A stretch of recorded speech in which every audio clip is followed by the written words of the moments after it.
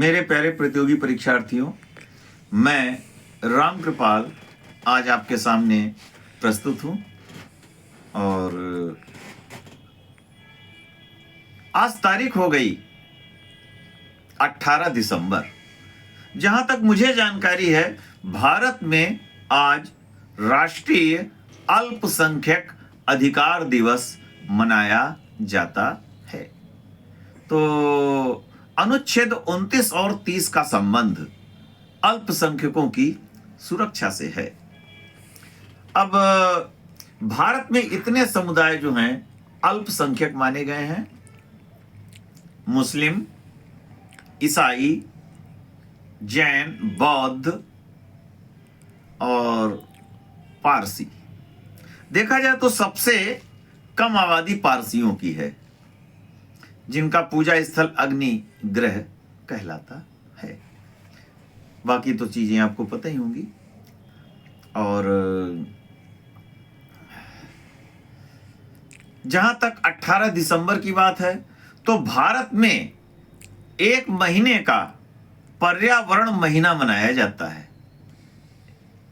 तो ये कब से प्रारंभ होता है? 19 नवंबर से। पिछले महीने जो चर्चा करी होगी इसमें बताया होगा कि जब प्रारंभ हुआ था, तो ये 19 नवंबर से प्रारंभ होता है और 18 दिसंबर को भारत में पर्यावरण महीना समाप्त हो जाता है। तो आज पर्यावरण महीना समाप्त हो गया। एक आज मैं पेपर पढ़ रहा था, मैं हालांकि नाम भूल गया हूं, अभी बिल्कुल पेपर पढ़ा। उनका नाम कोई पर्यावरणविद थे, तुलसी गौड़ा, उनका निधन हो गया है। अच्छा, पर्यावरण के ऊपर फिल्म भी बनी है और एक फिल्म अभिनेता है माइक पांडे, तो उन्होंने पर्यावरण के ऊपर कुछ फिल्में भी बनाई हैं। तो खैर, चूंकि वो ये बात आई तो बताइए आपको। अच्छा, भारतीय संविधान का भाग 18, ये जो है, इसमें इमरजेंसी का वर्णन किया गया, यानी आपातकाल का वर्णन किया गया है। आपातकाल 3 तरीके से लगाया जाता है। 352 राष्ट्रीय आपात, अब तक 3 बार लग चुका है, 1962, 1971 और 1975।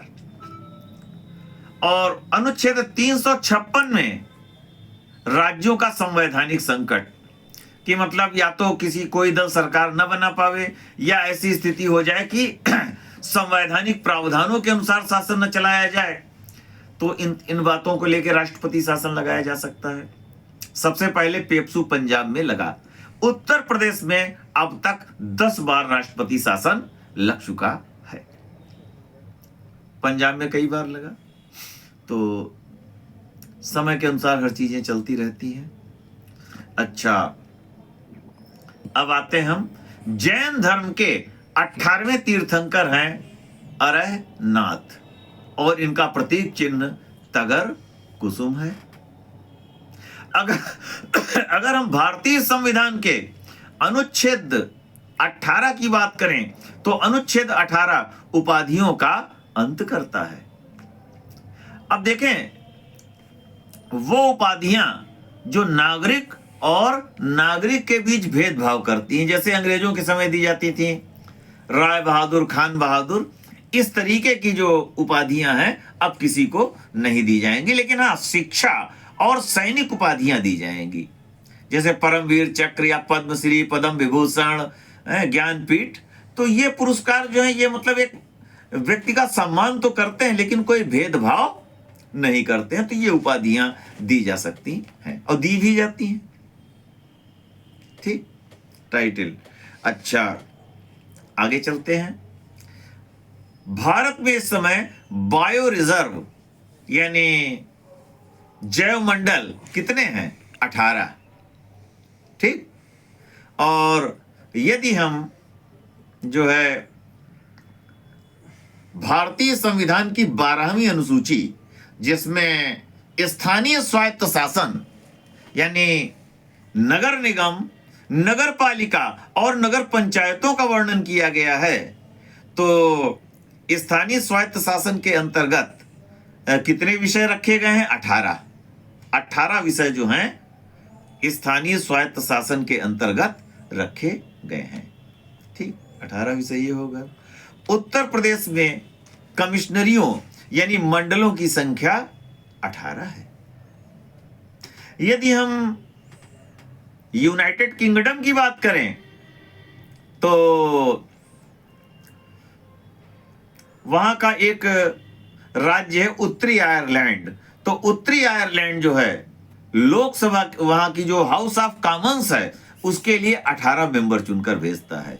ये मैंने पिछले टर्म पे बताया था। कौन? उत्तरी आयरलैंड हाउस ऑफ कॉमन्स के लिए टोटल 18 मेंबर चुनकर भेजता है। और जहां तक मुझे जानकारी कि तमिलनाडु लोकसभा के लिए सॉरी तमिलनाडु जो है राज्यसभा के लिए 18 मेंबर भेजता है। ठीक। और चलिए थोड़ा एक और बताए दे रहे, हिंदी की बात है, अध्यात्म की बात है कि सुंदरकांड में 18 शब्द आया है। उसमें ऐसा कहते हैं कि जब रावण के दूत जो हैं बताते हैं रावण को कि वहां पे कितने बंदर हैं, तो एक शब्द आया कि पदुम 18 जूथब बंदर, यानी 18 पदम बंदर, इतने ज्यादा बंदर हैं। मतलब 18 पदम कितना हुआ जा करके आप खुद अंदाजा लगाएं। देखिए ये मेरा उद्देश्य केवल ये बताने का है कि आपको आपका प्रश्न गलत ना हो। बाकी चीजें तो खैर आती रहती हैं, किताबें भी आप पढ़ते होंगे। ठीक। अच्छा, यदि हम 18वें संविधान संशोधन की बात करें तो इसमें क्या बताया गया है? 18वां संविधान संशोधन। देखें 18वां संविधान संशोधन 1966 में हुआ था। 18वां संविधान संशोधन 1966 में हुआ था। इसके द्वारा अनुच्छेद 3 में राज्य शब्द क्षेत्र के अंतर्गत संघ राज्य क्षेत्र भी आते हैं, ऐसा जोड़ा गया। एक बार फिर इसमें क्या है कि जो राज्य शब्द है उसके अंतर्गत संघ राज्य क्षेत्र भी आते हैं, ऐसा जोड़ा गया। 18वां संविधान संशोधन 1966। 1966 में हरित क्रांति की भी शुरुआत हुई थी 1966। और 1966 में रुपए का अवमूल्यन भी हुआ है, मैंने पिछले टर्म पे चर्चा की थी। अच्छा, इस समय तो आप जानते होंगे कि भारत में मतदान की आयु 18 वर्ष है। पहले 21 थी, लेकिन 61वें संविधान संशोधन के द्वारा 18 वर्ष कर दी गई। और जहां तक मुझे जानकारी है कि विवाह के लिए लड़कों की आयु सीमा तो 21 वर्ष है और लड़कियों की 18 वर्ष, जो मुझे जानकारी है। अब कोई परिवर्तन हुआ तो हो सकता, मैं नहीं बता सकता। तो आइए कुछ हम चर्चाओं का क्रम बढ़ाते हैं। शाहजहां ने कौन सा दिन न्याय के लिए मुकर्रर किया था? बुधवार। शाहजहां ने बुधवार का दिन न्याय के लिए मुकर्रर किया था।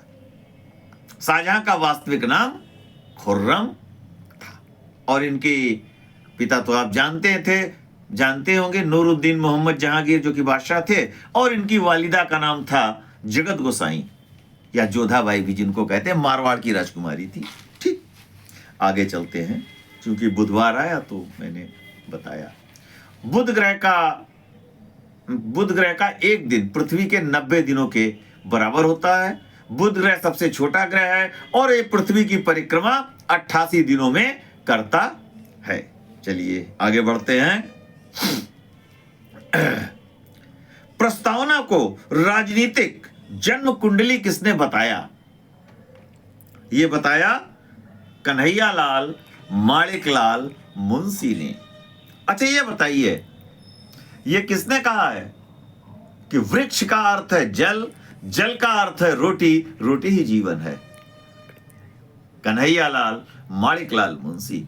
अच्छा, प्रारूप समिति का एक सदस्य जो वन महोत्सव का जन्मदाता भी है और आगे चलकर उत्तर प्रदेश का गवर्नर भी रह चुका है, वो कौन है? श्री कन्हैयालाल माणिकलाल मुंशी। ठीक, कन्हैयालाल माणिकलाल मुंशी हिंदी संस्थान आगरा में है। चलिए आइए आगे चलते हैं भाई। अच्छा, संविधान सभा के उपाध्यक्ष कौन थे बताइए? अध्यक्ष तो पता ही होगा आपको, उपाध्यक्ष कौन थे संविधान सभा के? कौन थे बताएं? Shri H C Mukherjee. H C Mukherjee. जी, ये संविधान सभा के क्या थे? उपाध्यक्ष, उपाध्यक्ष थे ये। ठीक, चलिए आगे कुछ और चर्चाएं करते हैं। पुराणों की संख्या कितनी? किसने? पुराणों की संख्या। जोर से बोले। पुराणों की संख्या कितनी? 18। पुराणों की संख्या भी 18 है। अच्छा, चलिए आगे इसी क्रम को बढ़ाते हैं। अच्छा, जो भारतीय संविधान बना, जो दूसरे देशों से कुछ चीजें जो देख के ली गई, तो ये किससे प्रेरित है? अरस्तु से। अरस्तु ने भी बताते हैं कि अपनी पुस्तक लिखने से पहले या यूनान में 158 देशों का अध्ययन किया था, उनके राजनीतिक व्यवस्थाओं का। अब ये कितने थे प्राचीन काल में महाजनपद? प्राचीन काल में 16 महाजनपद थे, 16 थे प्राचीन काल में। अच्छा, ये बताइए, केंद्रीय मंत्रिमंडल जो कि 1947 में बना, इससे सबसे पहले किस व्यक्ति ने त्याग पत्र दिया? सबसे पहले केंद्रीय मंत्रिमंडल जो नेहरू जी के नेतृत्व में बना, तो किस व्यक्ति ने सबसे पहले त्याग पत्र दिया था? डॉक्टर श्यामा प्रसाद मुखर्जी ने सबसे पहले त्याग पत्र दिया और मंत्रिमंडल से अलग हुए। ठीक, चलिए आगे चलते हैं।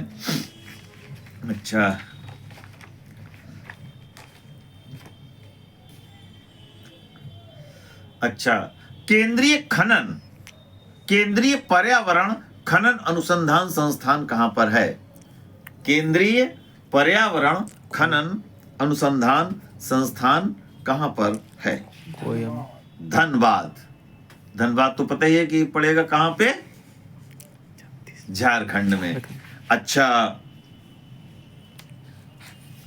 ये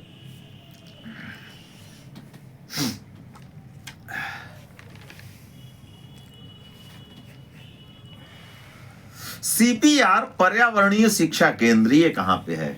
सीपीआर पर्यावरणीय शिक्षा केंद्र ये पड़ेगा चेन्नई। चेन्नई। आपने कहा देहरादून, हालांकि देहरादून में कई हैं पर्यावरण से संबंधित, लेकिन ये जो मैंने बताया ये जो है कहां पे? चेन्नई। देहरादून में है भारतीय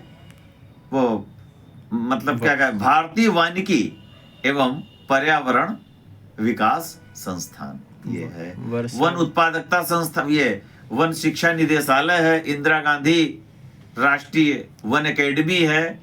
भारतीय वन्य जीव का मुख्यालय देहरादून में है। ONGC, oil and natural gas commission, इसका मुख्यालय देहरादून में है। भारतीय पेट्रोलियम विश्वविद्यालय ये भी देहरादून में है। राजाजी नेशनल पार्क ये भी देहरादून में है। वर्षा वन अनुसंधान संस्थान जोरहाट असोम। और जोरहाट असोम में और कौन सा अनुसंधान संस्थान है? राष्ट्रीय चाय अनुसंधान संस्थान, ये भी वहां पे है। हालांकि चाय बोर्ड का मुख्यालय कोलकाता में है। देखिए, थोड़ा इन शब्दों को देखना भी पड़ता है।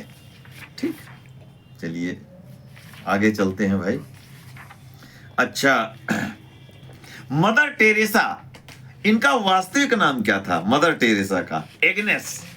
मदर टेरेसा का वास्तविक नाम था एग्नेस। अच्छा, वार एंड पीस ये किसकी पुस्तक है? Leo Tolstoy. और एन्ना केरेनिना ये भी लियो टॉल्स्टॉय की पुस्तक है।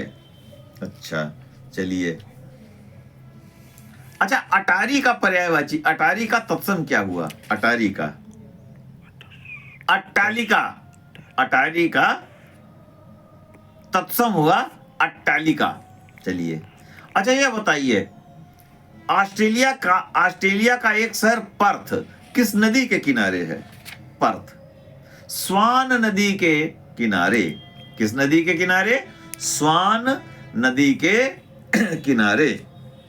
ठीक, अच्छा।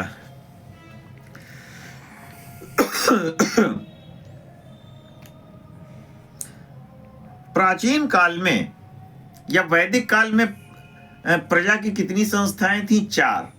सभा, समिति, गण और विदत। लेकिन आगे चल करके गण और विदत का लोप हो गया, लेकिन सभा और समितियां अपना कार्य करती रही थी। ठीक, अच्छा चलिए आगे चलते हैं भाई। अच्छा,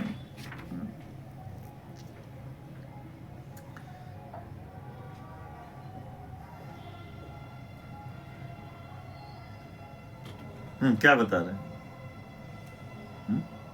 क्या बता रहे हैं? अच्छा, ईमेल के जन्मदाता कौन है बताइए? ईमेल के जन्मदाता बताएं। ईमेल के जन्मदाता कौन है? मिस्टर रे टॉमलिंसन। रे टॉमलिंसन। ये इन्होंने सबसे पहले कब इसका मतलब संदेश भेजा था इसके माध्यम से? 1971 में भेजा। अच्छा, भारत में पहली टेलीग्राफ सेवा किस गवर्नर जनरल के समय शुरू हुई? लॉर्ड डलहौजी। भारत की सीमाओं में, और कहां से कहां तक? कलकत्ता से आगरा तक।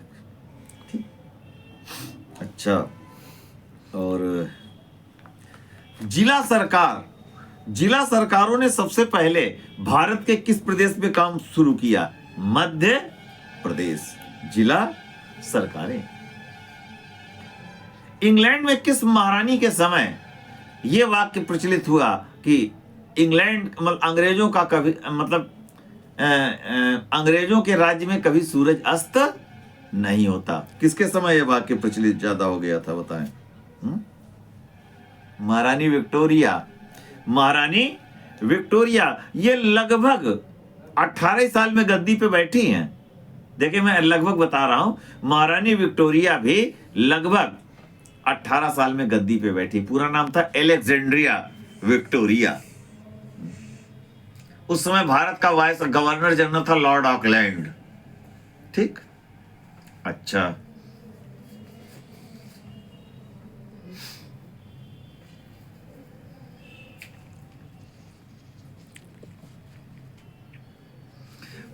अच्छा, पोलैंड की राजधानी बताइए क्या है? वार्सा। ये किस नदी के किनारे है? विस्तुला नदी के किनारे। पोलैंड की राजधानी वार्सा विस्तुला नदी के किनारे है। अच्छा, ये बताइए पाली किस पक्षी का पर्यायवाची है?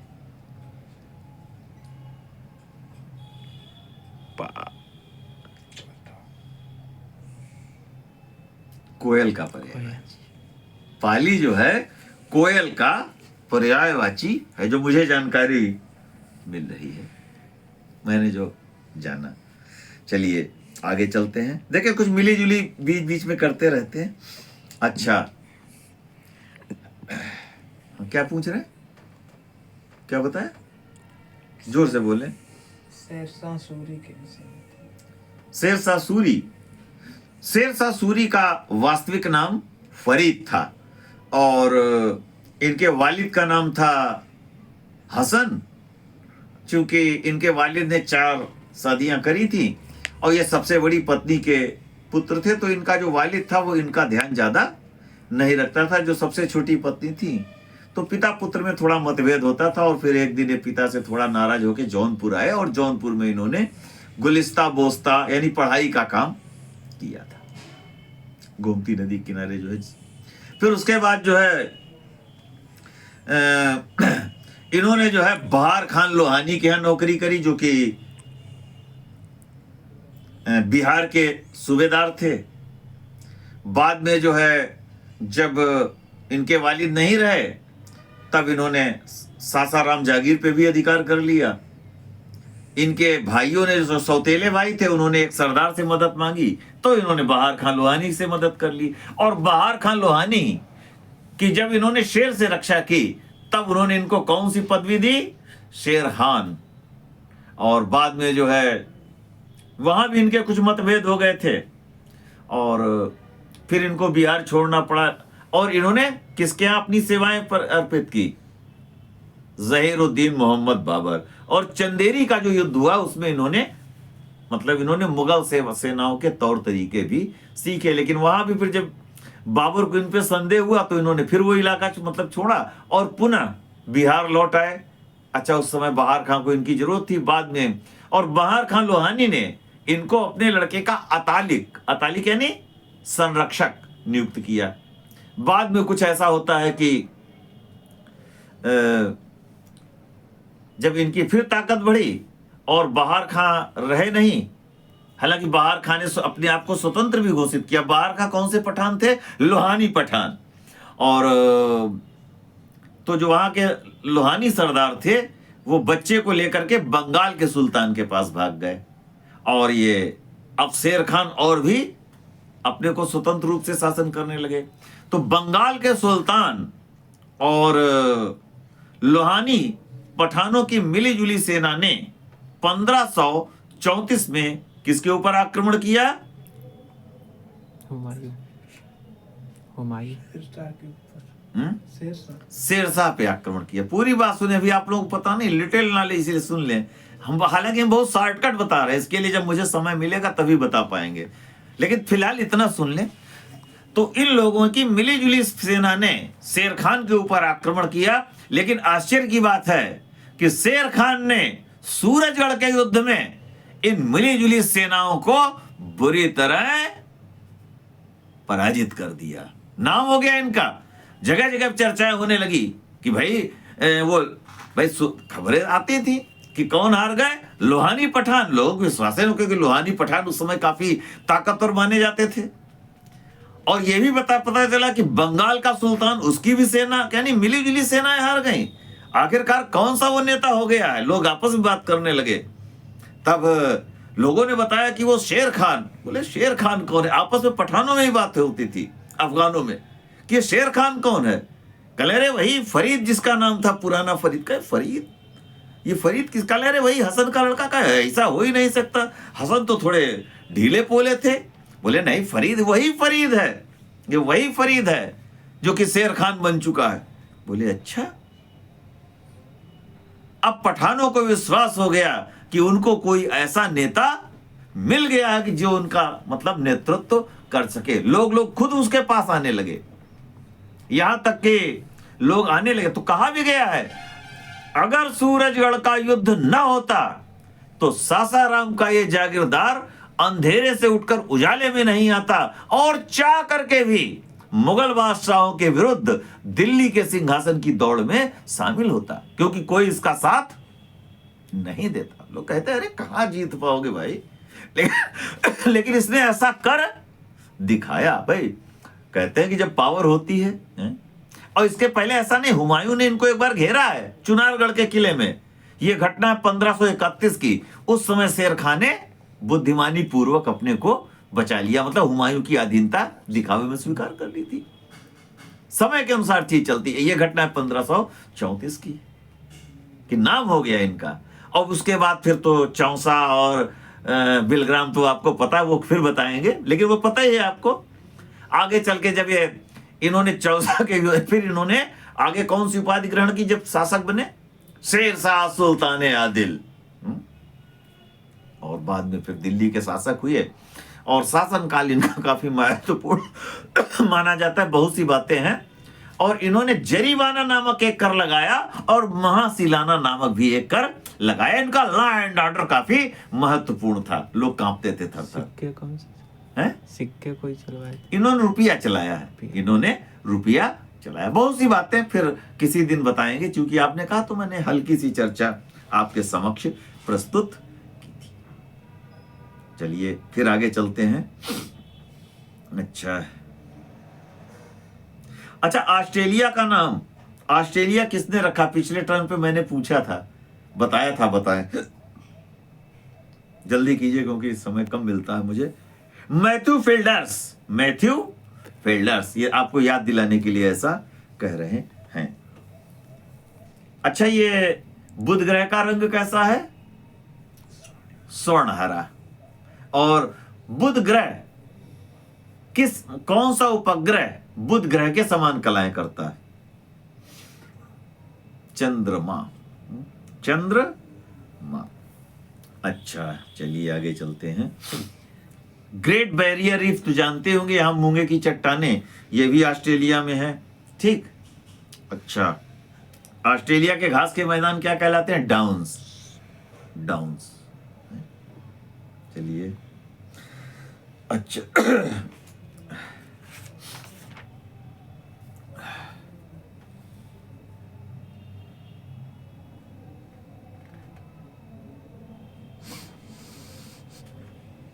क्या बता चल रहा है? अच्छा हाँ ठीक है।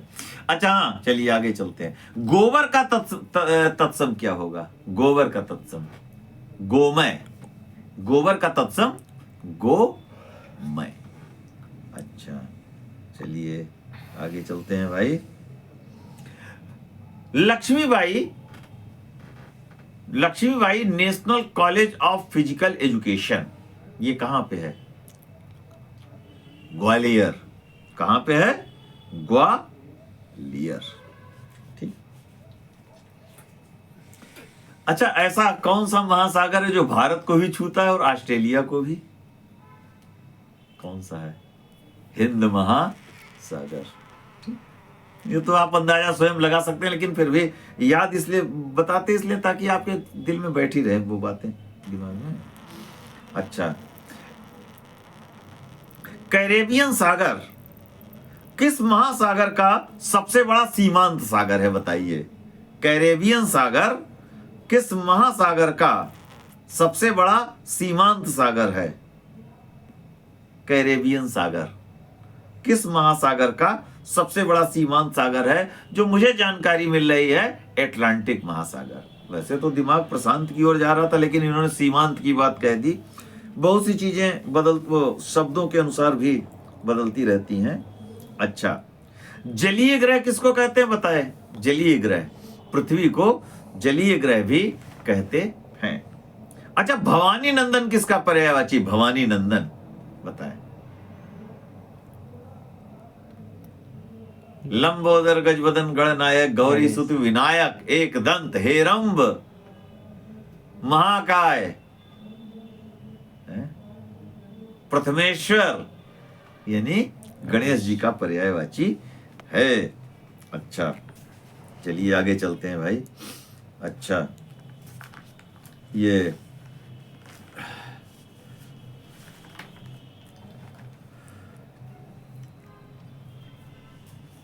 ग्रीन पीस इंटरनेशनल, इसका मुख्यालय कहां पे है? ग्रीन पीस इंटरनेशनल, इसका मुख्यालय कहां पर है? London, London, Amsterdam. लंदन। ये नहीं, लंदन नहीं है भाई, नीदरलैंड। नीदरलैंड। किसका है? Netherland, Netherland, Amsterdam. अच्छा नीदरलैंड, एम्स्टरडम। अच्छा कैला मीना किसका अयस्क है? कैला मीना किसका अयस्क है? बताइए। एल्युमिनियम। जिंक का अयस्क है कैला मीना। किसका अयस्क है? जिंक का। कैला मीना ये जिंक का अयस्क है। अच्छा जनेऊ का तत्सम क्या है? बताएं। यज्ञोपवीत, यज्ञोपवीत। अच्छा ठीक है, समय की जरा भाई अब संकेत मिल रहे हैं और इस समय थोड़ा समय कम है और एक आध प्रश्न और। अच्छा किस रोग को अमीरों का रोग कहते हैं? उपनाम है ये, अमीरों का रोग किसे कहते हैं? गठिया। गठिया को जो है अमीरों का रोग के नाम से जानते हैं।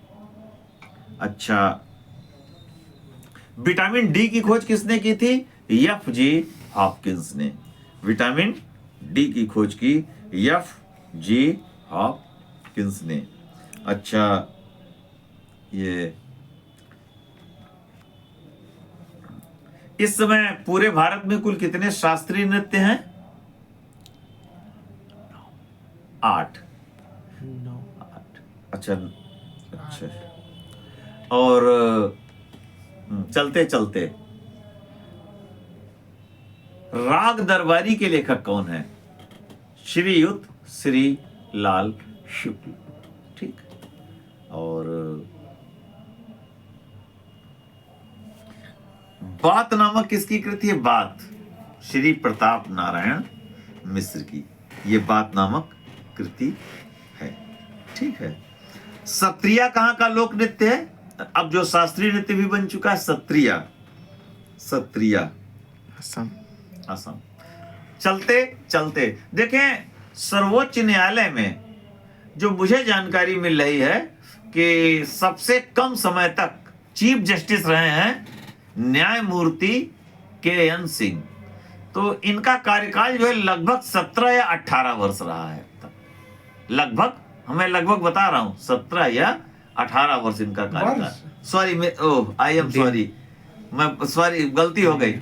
दिन रहा है 17 या 18 दिन जो है न्यायमूर्ति के.एन. सिंह का कार्यकाल रहा है। दिनों की बात है, थोड़ा गलती हो गई, एकदम से संकेत आने लगे कि समय हो चुका है तो थोड़ा बहुत गलतियां हुई, लेकिन मैं उसको सुधार रहा हूं।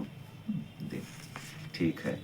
और इसी के साथ मैं अपनी वाणी को विराम दे रहा हूं। मैं राम कृपाल आप लोगों से विदा लेता हूं।